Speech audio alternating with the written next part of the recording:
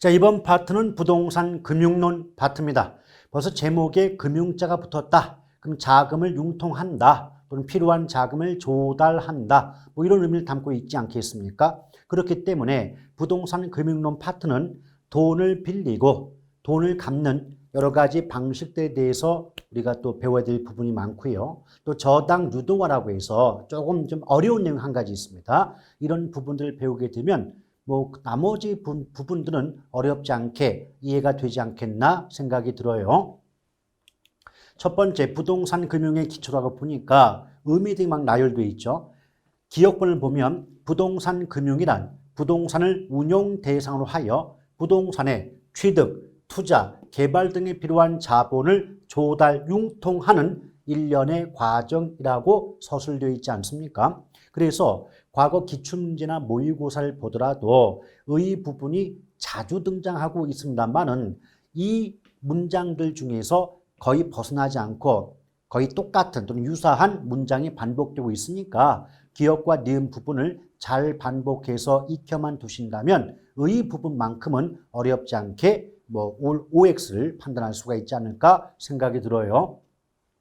또한 여러분, 우리가 부동산 총론 배울 때 부동산을 크게 구분하면서 토지와 건물로 구분해 본 적이 있고요. 또 건물의 용도 중에서 핵심적인 용도가 주거용이다 보니 주택으로 구분했던 기억이 있지 않습니까? 맞아요.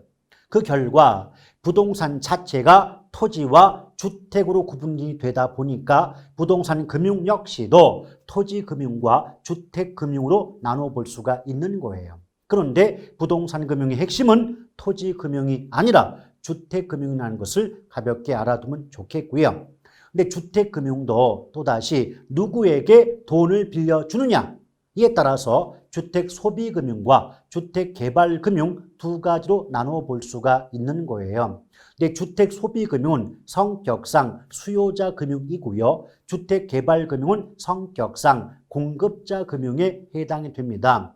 결국 어떤 의미가 될까요? 무주택 서민 또는 주택 구입에 필요한 자금을 빌려주는 경우가 주택 소비 금융이 될 것이고 주택 건설업자 또는 업체에게 주택 개발에 또는 주택 건설에 필요한 자금을 대출해 주는 경우가 주택 개발 금융이다라고 보시면 되겠습니다.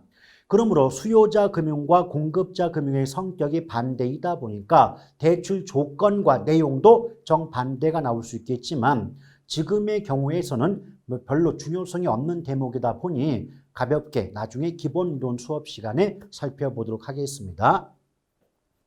자, 그 다음 넘겨보시면 부동산 금융의 분류라고 해서 크게 지분금융, 부채금융, 매자님 금융이 나누어지는데 일단 지분금융 그럴 때요. 우리 투자론 파트에서 지분은 자기 자본, 내 돈이라고 배웠던 기억이 있지 않습니까? 맞죠? 그래서 지분금융이란 주식을 발행하거나 지분권을 매각함으로써 자기 자본을 조달하는 금융수단을 의미한다라고 보시면 돼요.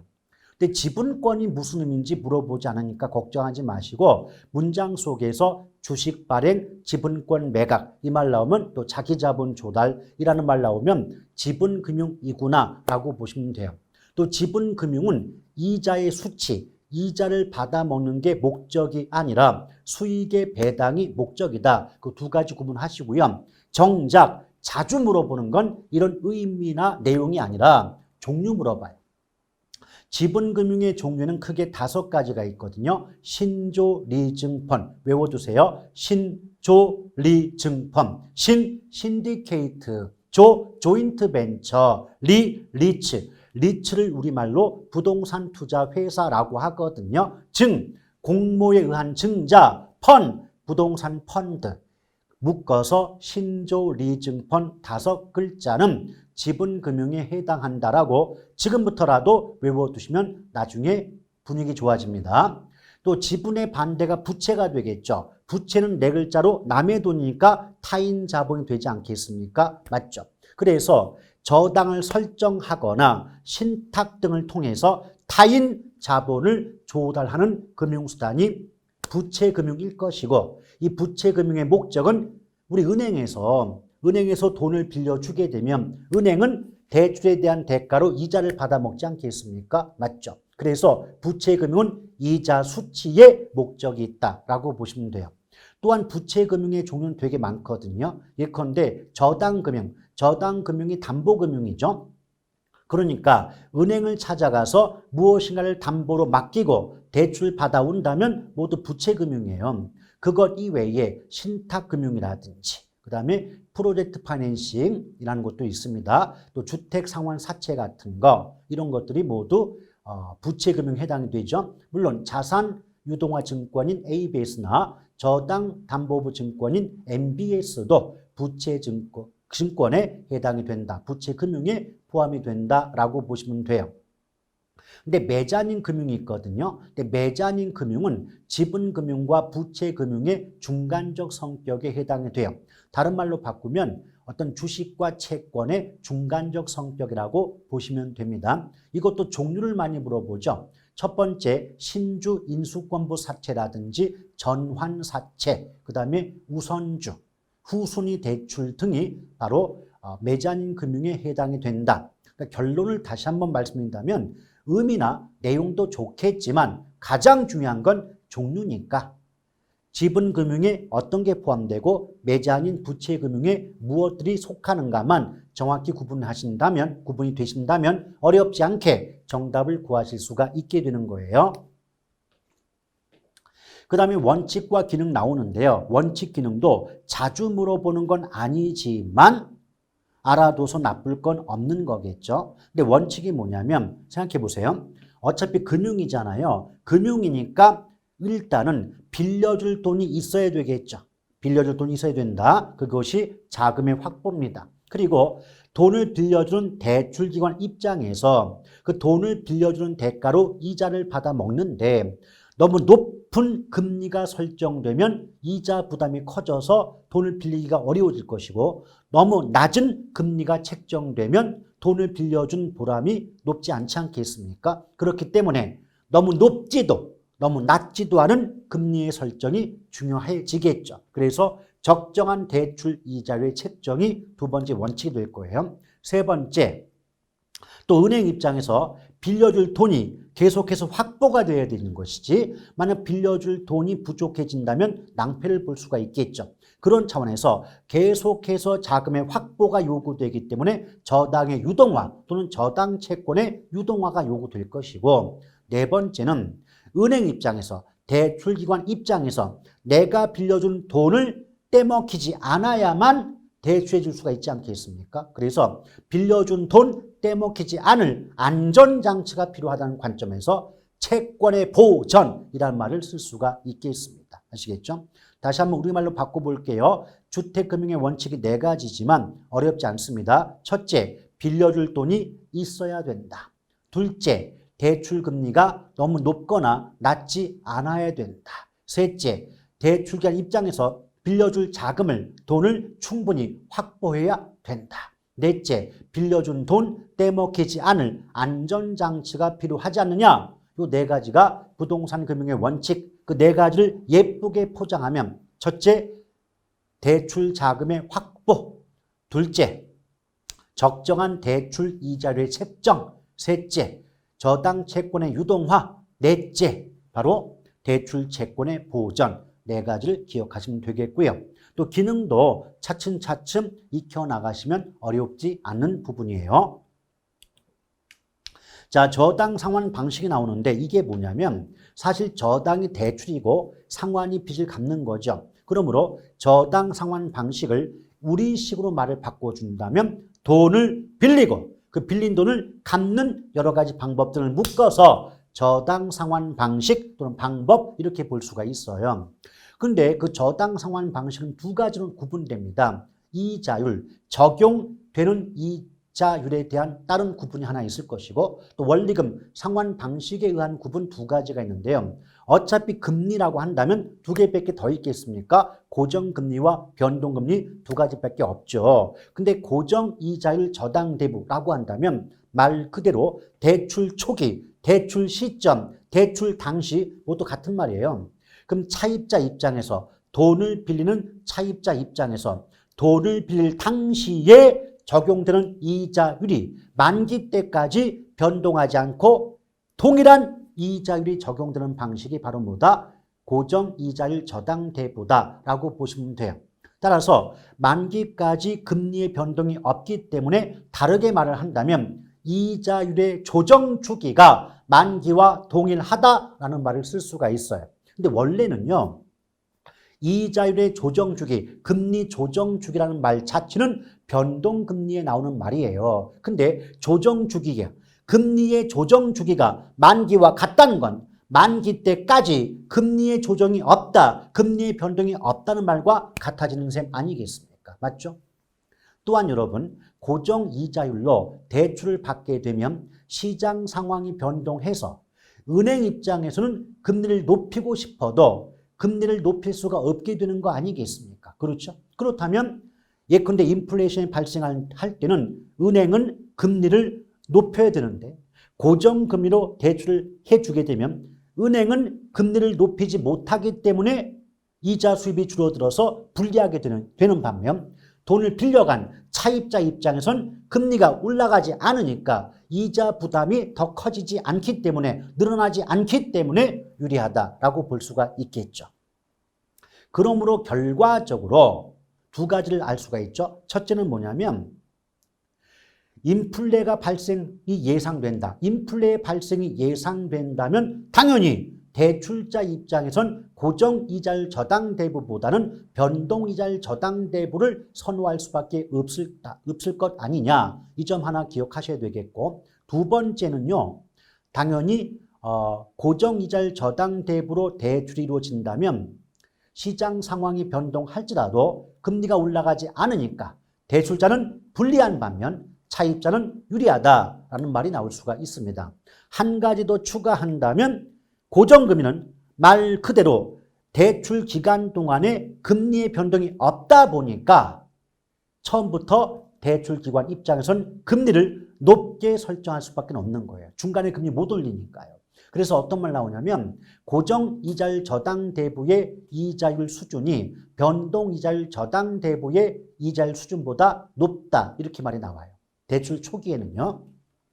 다시 한번, 대출 초기란 말은 돈을 빌릴 당시의 뜻이에요. 돈을 빌릴 당시에는 고정금리는 한 번 결정되면 중간에 금리 못 높이는 거죠. 오케이?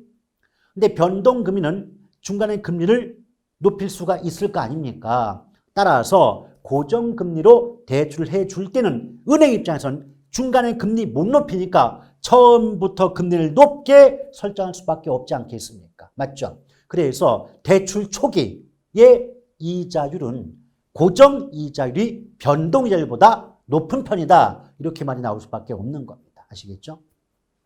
그런데 이 고정이자율 저당대부로 대출이 이루어질 때는 그 이자율 변동에 따른 위험은 대출기관, 은행이 안고 갈 수밖에 없거든요. 이게 은행이 격분합니다. 왜 대출과 관련된 위험은 내가 부담할 수밖에 없느냐? 왜 나만 그 위험을 부담해야 돼? 돈을 빌려간 차입자, 저놈도 함께 부담할 방법이 없을까? 나의 위험을, 나의 부담을 줄이는 방법이 없을까? 이 고민 끝에 나온 게 바로 변동이자율 저당대부입니다. 따라서 변동이자율 저당대부 방식은 대출자, 은행의 이자율 위험을 차입자, 돈을 빌려간 사람에게 전가, 또 넘기고자 고안된 방식이라고 보시면 됩니다. 그래서 예쁘게 포장해 볼게요. 변동이자율 저당대부 방식은 대출자의 이자율 위험을 차입자에게 전가하고자 고안된 또는 등장한 방식이다, 방법이다 라고 말할 수가 있겠죠. 근데 기출문제나 모의고사 보면 앞뒤를 바꿔요. 지금 제가 뭐라 그랬죠? 대출자의 위험을, 즉 은행의 위험을 차입자, 돈을 빌려간 사람에게 전가, 넘기고자 등장한 게 변동이었잖아요. 그런데 고정과 변동 위치 바꿔서 어떻게 말을 하느냐? 모의고사 보면 변동이자율 저당대부 방식은 차입자의 이자율 위험을 대출자에게 전가하고자 등장한 방식이다. 이렇게 차입자와 대출자 위치 바꿔버려요. 아시겠죠? 이 점 유념하시길 바랍니다. 그런데 내용을 이해하지 않고 무턱대고 문장만을 외우신 분 입장에선 요 같은 문장에서요, 그 글자 위치 바꿔놓지 않습니까? 대단히 혼란이 와요. 헷갈려 죽는 겁니다, 이게. 그런데 우리 이렇게 한번 생각해 봐요. 어차피 고정금리건 변동금리건 금리를 결정하는 건 대출기관, 은행 아니겠습니까? 맞죠? 그러면 어느 은행이 돈을 빌려간 너, 차입자 너의 위험을 은행인 내가 부담해 줄게. 그런 금리 설정하는 은행이 어디 있어요? 어떤 은행도 자신의 위험, 은행 자신의 위험을 차입자에게 넘기려고 하는 은행이 있는 것이지, 차입자, 돈을 빌려간 사람의 위험을 은행인 내가 부담하겠다. 그런 은행 들어본 적 있으십니까? 없잖아요. 그래서 상식적으로도 생각해 보면 말이 안 되는 겁니다. 아시겠죠? 근데 변동금리는 기본적으로 기준금리와 가산금리의 합이거든요. 자, 기준금리와 가산금리의 합이 변동금리가 돼요. 근데 여러분 조심할 게 있어요. 이때 이제 두 가지가 있지만 먼저 가산금리부터 얘기를 드릴게요. 가산금리는 차입자, 즉 돈을 빌린 사람의 신용 상태 등에 따라서 차등적으로 적용되는 게 가산금리입니다. 그래서 같은 돈을 빌리더라도 어떤 그 신용 상태가 좋은 분들은 어때요? 대출 금리가 좀 깎아지겠죠. 할인될 수가 있겠죠. 근데 반대로 과거에 연체 실적이 많았다거나 또 앞으로 가까운 장래에 소득이 감소할 것으로 예상되는 차입자라면 은행 입장에서 돈을 빌려줄 때 위험이 높잖아요. 그럼 좀 더 높은 금리를 적용할 수가 있겠죠. 이게 가산금리입니다. 따라서 가산금리는 차입자의 신용 상태 등에 따라서 차등적으로 적용되는 금리다라고 보시면 돼요. 그런데 조심할 게 한 가지 있어요. 이 가산금리는 대출 당시에 한 번 결정되면 중간에 변동하지 않는다는 거죠. 그럼 여러분 생각해 보세요. 기준금리와 가산금리의 합이 변동금리인데 변동금리는 금리 자체가 변한다는 얘기 아니겠습니까? 맞죠? 근데 가산금리는 중간에 안 바뀌어요. 중간에 안 바뀌어. 그렇다면 무슨 금리가 바뀜으로써 금리 자체가 변동할까요? 그렇죠. 기준금리가 바뀌기 때문에 금리 자체가 변동하는 거예요.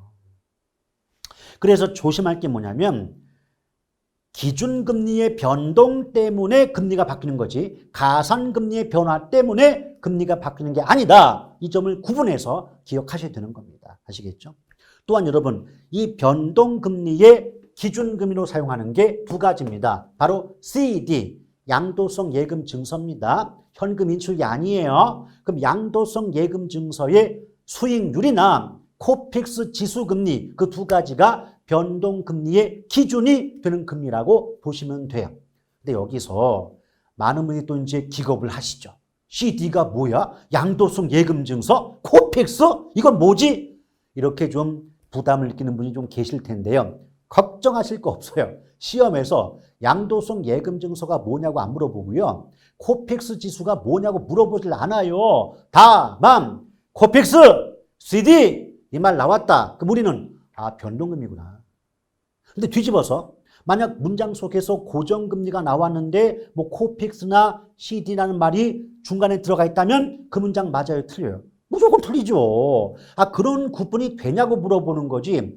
우리가 금융기관에 취업할 사람들도 아닌데 코픽스가 뭐고 CD가 뭐냐고 물어보겠습니까? 걱정하실 필요가 없는 거예요. 아시겠죠? 자, 그렇게 보시면 되겠고. 그런데 변동금리면 금리가 바뀌겠죠. 근데 아무 때나 바뀌는 게 아니에요. 사전에 약정한 기간마다 금리가 조정되는 거예요. 근데 그렇게 금리가 조정되는데 걸리는 기간을 금리 조정 주기 또는 이자율의 조정 주기라고 합니다. 그럼 여러분 잘 생각해 봐요. 만약 금리 조정 주기가 3개월일 때가 있고 6개월일 때가 있다면 6개월에 비하면 3개월은 조정주의가 짧은 거죠. 조정주의가 짧다. 얘는 길다. 이거 우리말로 바꿔볼게요. 조정주기가 3개월이다. 이 말은 은행, 대출기관 입장에서는 1년에 4번 금리를 바꿀 수 있는 거 맞죠? 근데 뒤집어서 조정주기가 6개월이다. 이 말은 은행 입장에서, 대출기관 입장에서는 1년에 2번 금리를 바꿀 수 있다는 의미가 되지 않겠습니까? 맞죠? 그럼 생각해 보시죠. 여러분이 은행 입장에서 생각해 본다면 1년에 4번 금리 바꾸고 싶을까요? 2번 바꾸고 싶을까요? 4번 바꾸고 싶겠죠. 그럼 4번을 바꾼다는 건 금리의 조정 주기가 긴 겁니까? 짧은 겁니까? 짧은 거겠죠. 그래서 어떤 말 나오냐면 이자율의 조정 주기, 즉 금리 조정 주기가 짧을수록 보다 빠르게 신속하게 대출자의 위험을 차입자에게 전가 넘길 수가 있게 되는 셈이겠죠. 그 결과 결론이 이거죠.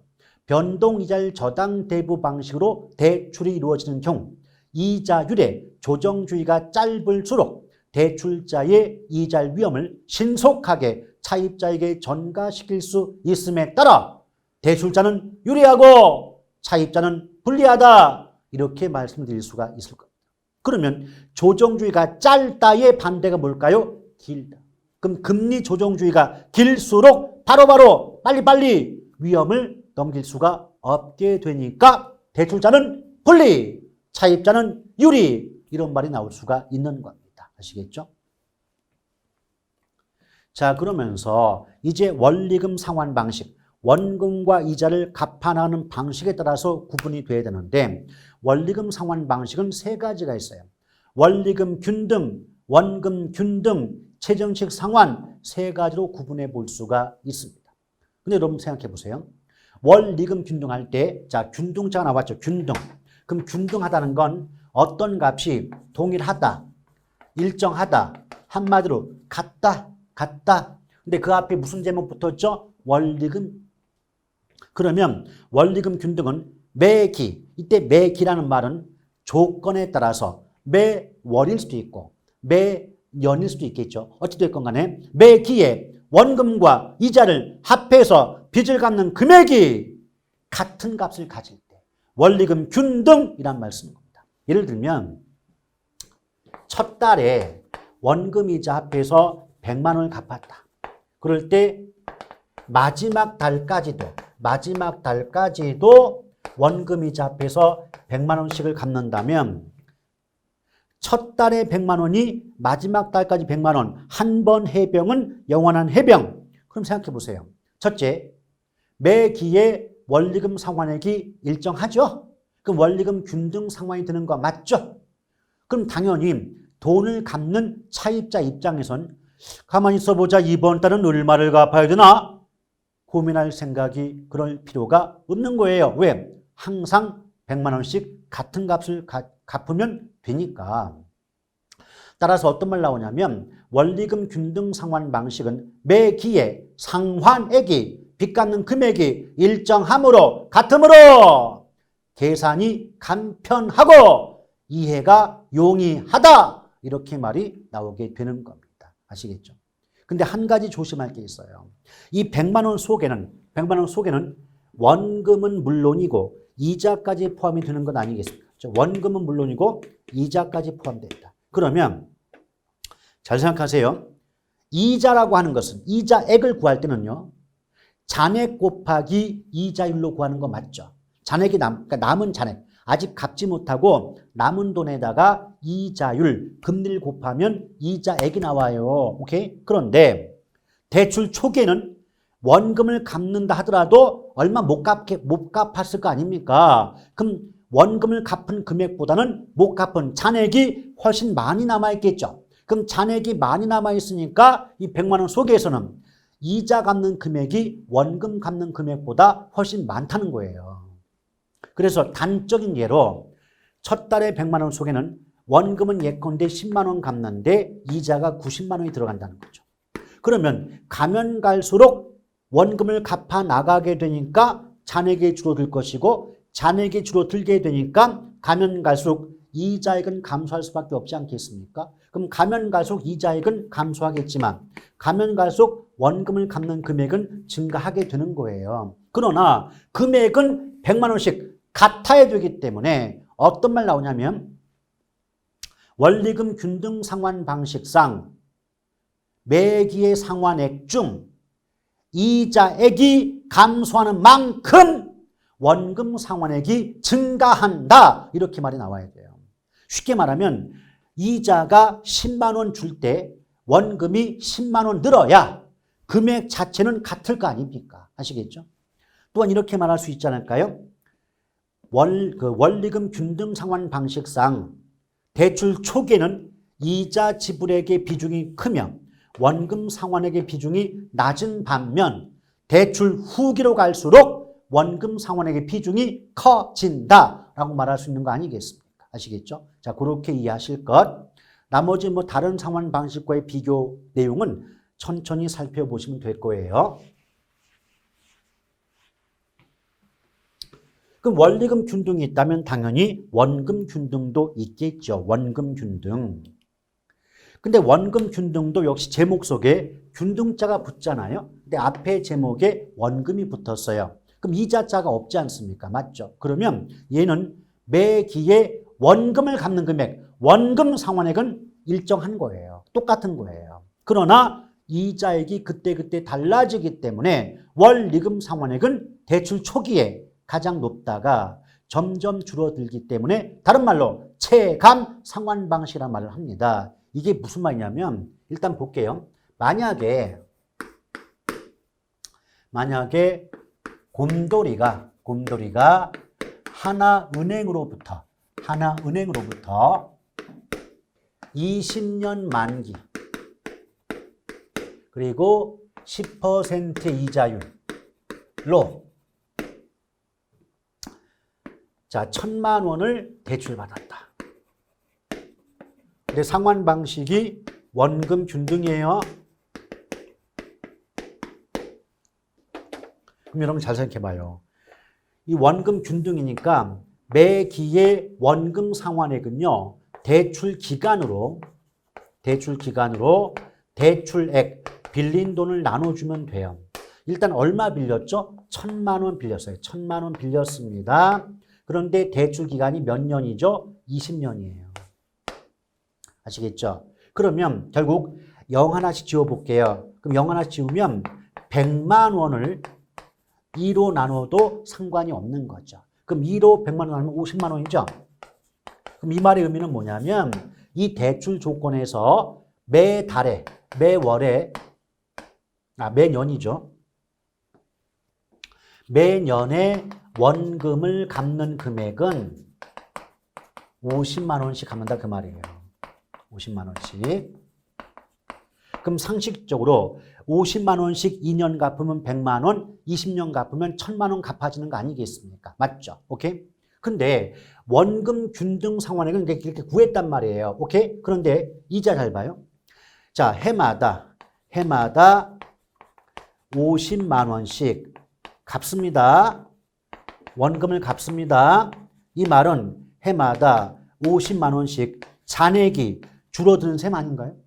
원금을 갚은 만큼 잔액이 줄잖아요. 그렇죠? 잔액이 감소해요. 그럼 잔액 자체가 줄어드니까 금리가 동일하게 적용이 되더라도 이자액 자체는 계속 감소할 수밖에 없는 구조 아니겠습니까? 맞죠? 그래서 기본적인 구조가 뭐냐면 원금 균등. 자, 원금을 상환하는 금액은 얘는 일정하다. 똑같은 값을 갚는다. 그런데 원금을 갚아 나가는 만큼 잔액이 줄기 때문에 이자액이 줄어버리는 거예요. 그러면 시간이 가면 갈수록 이자액은 감소해요. 그럼 이자액이 감소하니까 결과적으로 원금과 이자를 합해서 빚 갚는 원리금 상환액은 점점 줄어들 수밖에 없는 구조예요.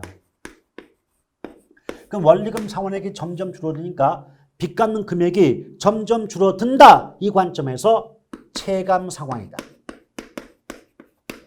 한자에서 체는 점점의 뜻이고 감은 감소의 뜻이 되겠죠. 그래서 체감 상환은 빚 갚는 금액이 점점 줄어든다는 의미가 되는 거죠.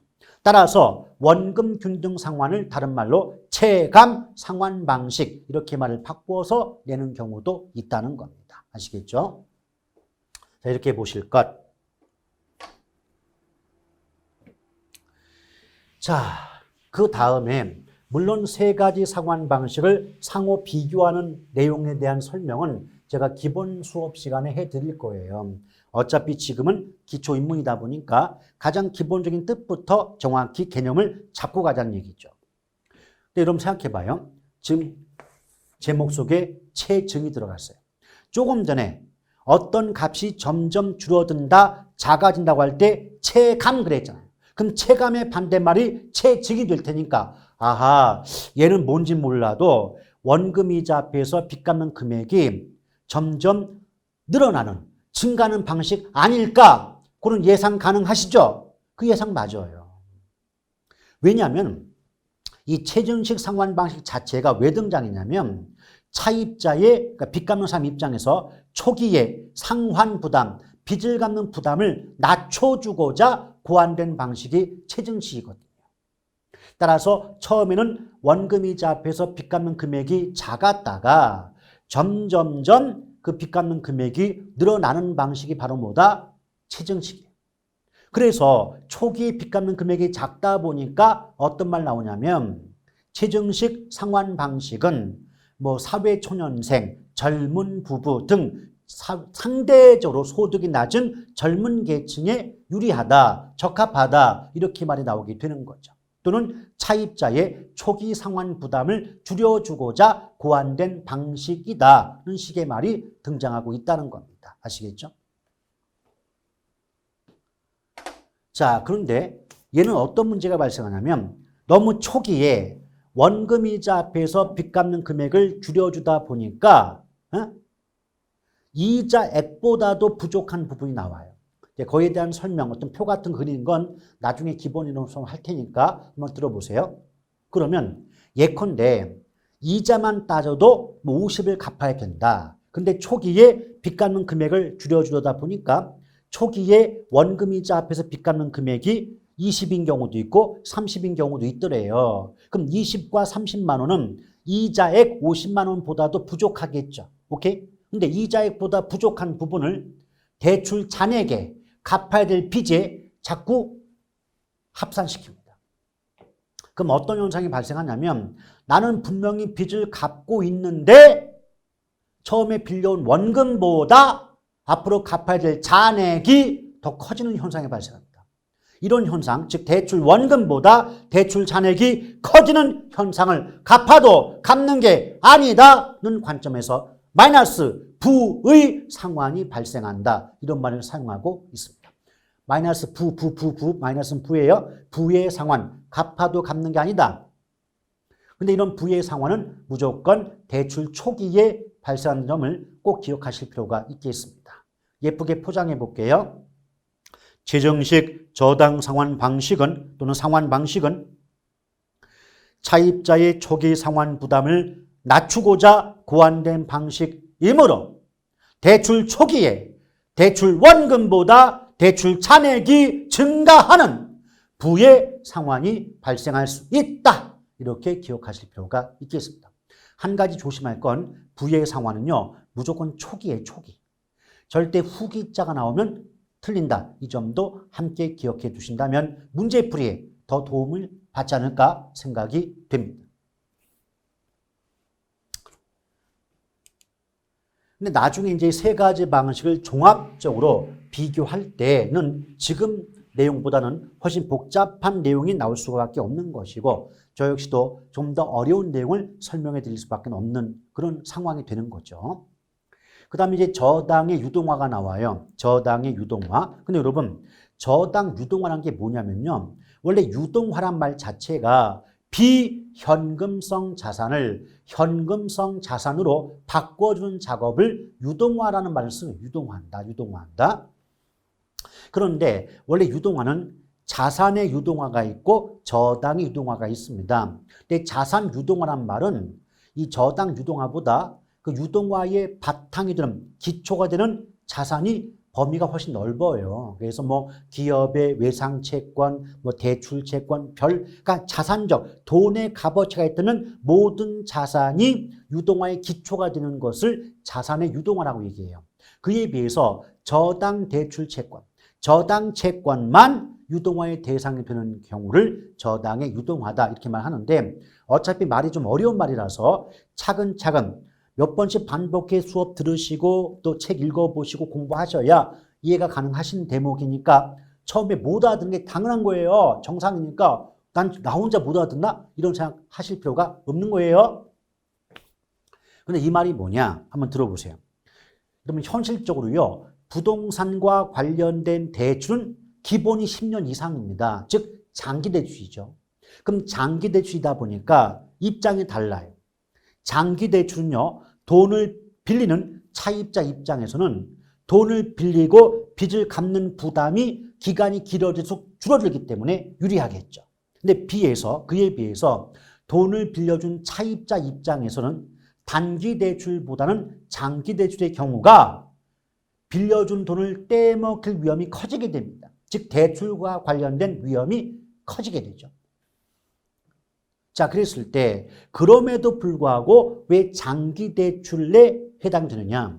여러분, 부동산 관련 대출은요, 대출의 목적 자체가 이자를 받아 먹는다. 그 이자를 수취해서 어떤 대출 기관의 수익을 높이겠다. 이런 의도보다는 오히려 장기 저리의 조건으로 대출해 줌으로써 어떤 주택 구입 능력, 무주택 서민의 내 집 마련의 기회를 보장해 주겠다는 정책적 성격이 강하기 때문에 장기 저리의 조건으로 대출이 이루어진다라고 보시면 되는 거예요. 그런데 문제가 있어요.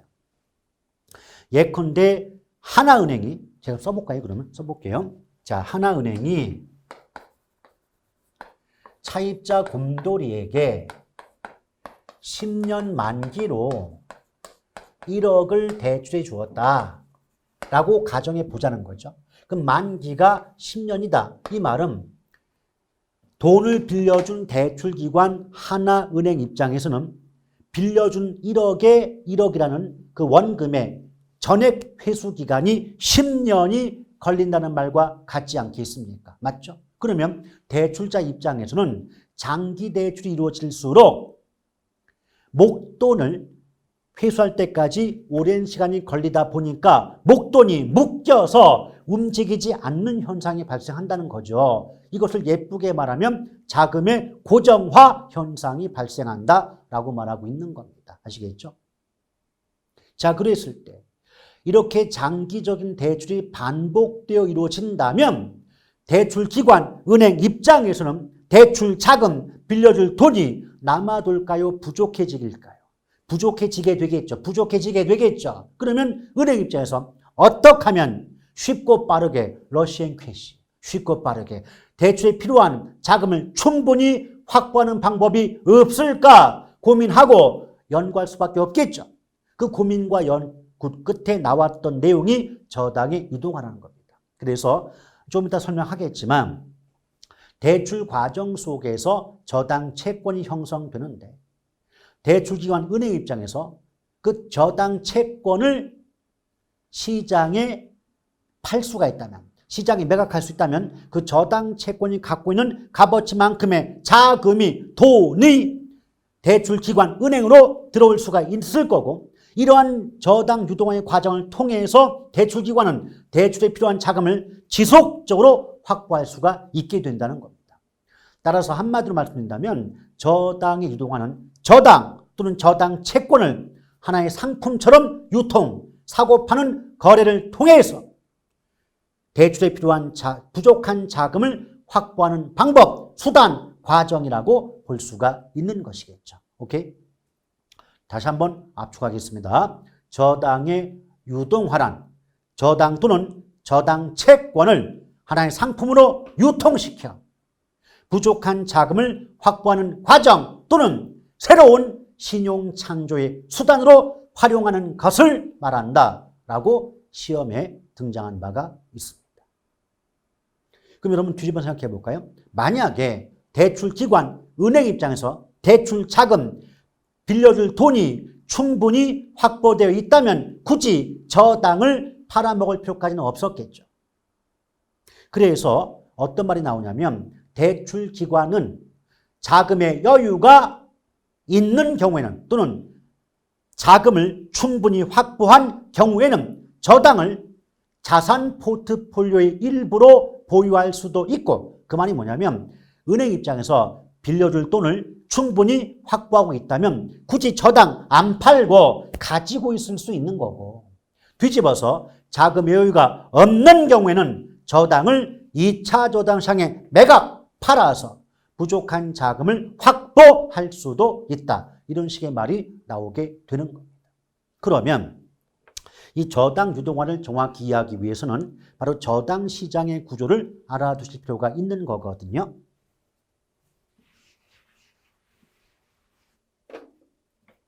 근데 저당 시장은 크게 1차 저당 시장과 2차 저당 시장으로 구분이 돼요. 내 성격을 미리 말씀드리고 싶은데 성격을 미리 말한다면 1차 저당 시장은 자금의 대출 시장이고 2차 저당 시장은 자금의 공급 시장이다 라고 성격을 구분하실 필요가 있겠습니다. 과거 기출문제에서 이 대출과 공급의 위치를 바꾸는 바람에 틀렸던 그런 문제도 존재하니까 이 점 유념하실 필요가 있는 거예요.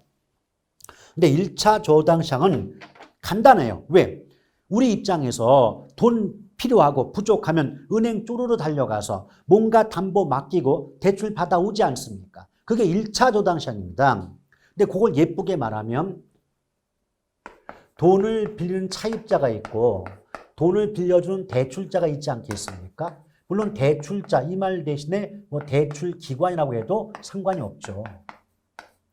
근데 이걸 뒤집어 말한다면 차입자는 돈이 필요한 쪽 아니겠습니까? 돈이 필요했다 그런 관점에서 자금의 수요자라고 해요. 자금의 수요자. 또 대출기관은 필요한 돈, 부족한 돈을 빌려준다 그런 관점에서 자금의 공급자란 말을 쓰는 거죠.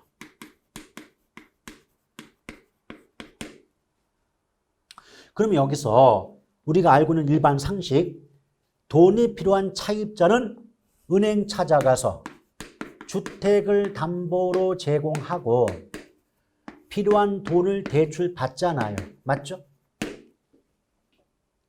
그럼 이 대출 과정 속에서 은행, 대출기관 입장에선 두 가지 권리가 형성이 돼요. 첫째는 뭐냐면 자, 돈을 빌려줬죠. 그럼 돈을 빌려주면 돈을 빌려간 차입자로부터 다달이 원금과 이자를 돌려받을 권리가 만들어지겠죠.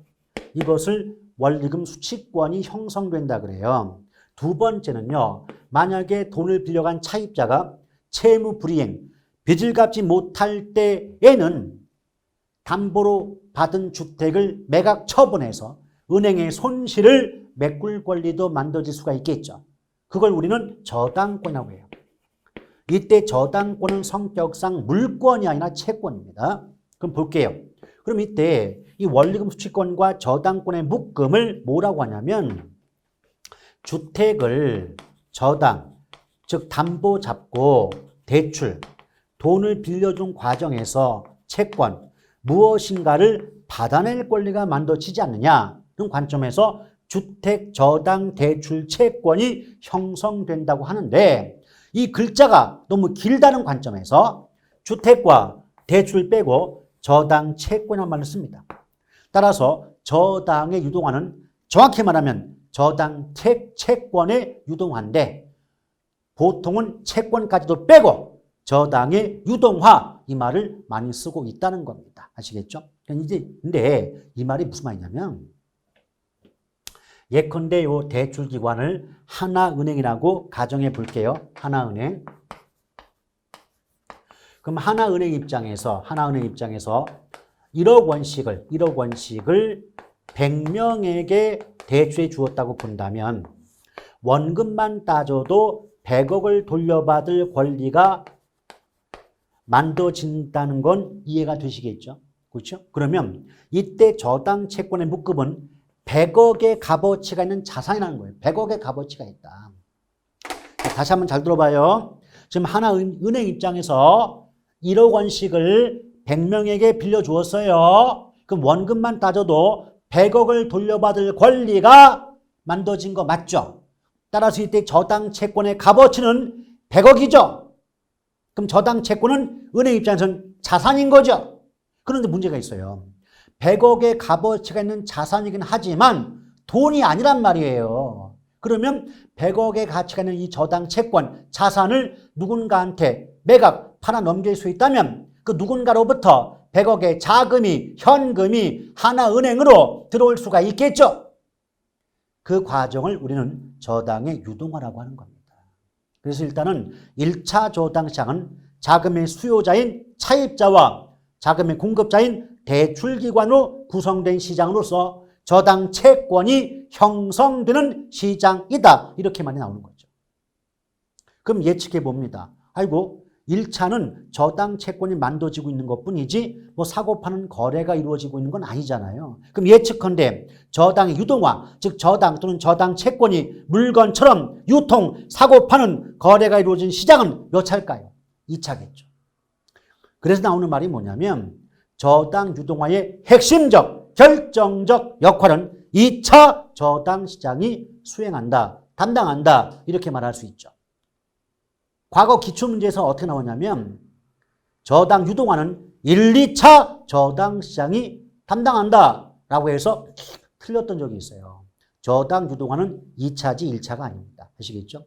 물론 2차 저당 시장의 구성 요소도 얘기를 드리면 좋겠지만 어디까지는 지금은 기초입니다 보니까 이 정도에서 마치고요. 나머지 내용은 기본 이론 수업 시간이 워낙 넉넉하다 보니까 이런 말 저런 말 다 해드릴 수 있거든요. 그러니까 조금만 참아 두시고요. 또한 여러분 입장에서 기초 듣는 여러분 입장에서 이 정도만 가지고 또 머리가 사실 아파요. 그러니까 일단 기본적인 말 뜻이 뭐냐는 걸 다시 한번 계속 반복하고 복습해서 되새김질 해갖고 이렇게 다져 놓으시고 기본 이론 수업 들어가서 좀 더 고급적인 내용을 한번 살펴보는 시간을 가질 수가 있어야 되지 않겠나 생각이 듭니다. 자, 여기까지 보고요. 다음 내용들은 다음 시간으로 이어가도록 하겠습니다.